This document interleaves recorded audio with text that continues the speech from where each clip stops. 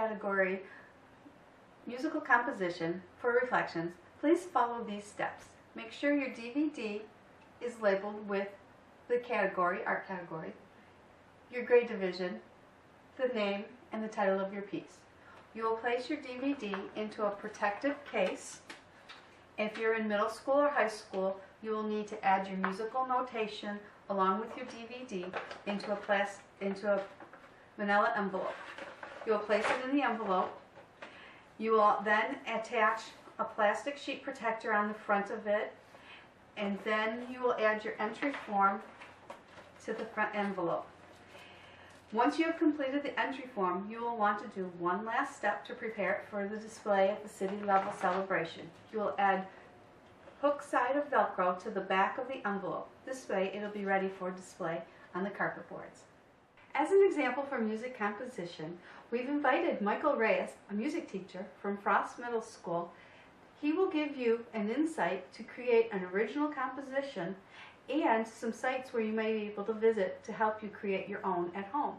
At Frost Middle School, and I'm going to talk today about the music composition side of things. Actually, we had a student that went to a state level, Melissa here, went and did her composition on note flight, which is awesome because I always push for the music side of things.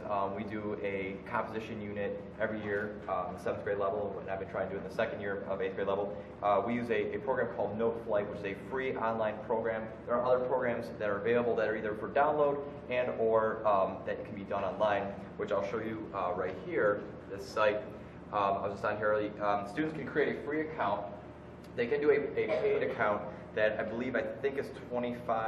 They always have discounts going on, $25 to $49 per year. There's student discounts that they have for it, which allows the students to save various arrangements, or they can post their pieces. They can save a lot of pieces on the free version. It allows them to do 10 pieces to save on there.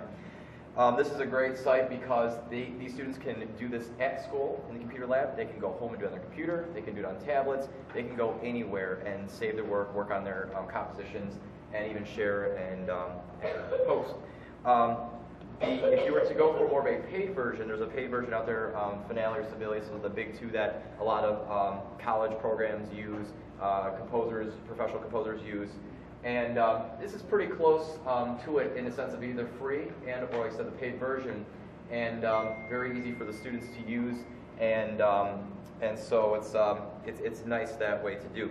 Another program a lot of students like to use too, this is one I use for the students in class when we do our unit, but they also use another one called MuseScore, which is a downloadable version of this. It does pretty much the same thing. We're able to still put in your notes and rhythms, and the beauty of these programs, it'll play back what you write. So when you're in the process of writing, you can play back what you write, you can slow it down, you can add instruments, change instruments, you can change the key. There's a lot of different opportunities you can do with it, as opposed, back in the day where you had to hand write it out and hopefully be able to play it and that. So one of the things you can also do too is extract the audio of your actual piece.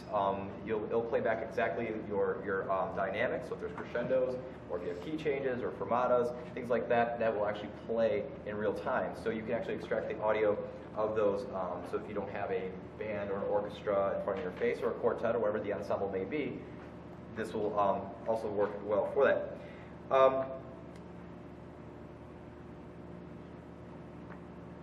I have on my website, I started to put up a lot of information. So if you're interested in doing any of the PTSA reflections for music composition, my website is fmsmusic.org, so from Frost Middle School, fmsmusic.org. The music resources, I put in a page for PTSA reflections for music, and it'll take you right there. And if you're looking for the rules, I took from the PTA site. It has the same one that you have for the 2015-16 year, everything that you would need to know about it. You also have on here just what I discussed about the different, I have the different links that I put up here that you can use for at home. You can download or use online. The accounts are very easy to sign up for. I just need an email address and you're on. So you can check those out. Like I said, some of them are paid, some of them are free. So you just have to just kind of take a look at, like I said, I really recommend the Note Flight. It's very easy for that. The audio can also be extracted off your composition. So like I said, if you don't have an ensemble to play your pieces, especially if you're in the 6th grade, 7th grade, 8th grade level, that maybe is a little bit more difficult, you can extract that audio from there, and you take the MIDI file, and you would use this site here that we actually use for Alyssa's. Well, I use a different, I was able to do it for her to make the change to the MP3 to put on a disc for her. But this is a site where you take the MIDI file, import it onto the site, and it converts it to MP3, so it makes the conversion to turning your composition, the audio portion of it on CD, makes it a lot easier. So it's very easy, so it's not reading just off of MIDI. So you can put your piece on a flash drive, you can do it on DVD or a CD, and doing it this way here, and it's just all online. So you don't have to download anything on this, you just upload your MIDI, it turns into MP3, and then you can put it on a disc. So it works out really nice with it. So try to make it very easy and convenient on the step process through here. Suggestions and tips for what you do. Frost has the advantage, I get to walk them through it, they get to learn how to compose. However, a lot of it is just basically composing, just starting with experimenting, what I call just jamming, taking your instrument, just playing, taking keys that you like, you're comfortable playing in, and recording yourself, just some of the things you do, playing melodies and things like that. You might come up with duets, and the nice thing about these programs is you can sit there and actually throw up different instruments and experiment around and find things you like. Listening to your favorite artists, bands, composers, listening to things that inspire you for creativity, reading books, stories, and other prints sometimes can spark the ideas for your composition. For example, with the actual title of each theme, you can find something within that. If you're using a notation software program, like I said, you can experiment with rhythms, different notes, you can change things, you can play back what you hear.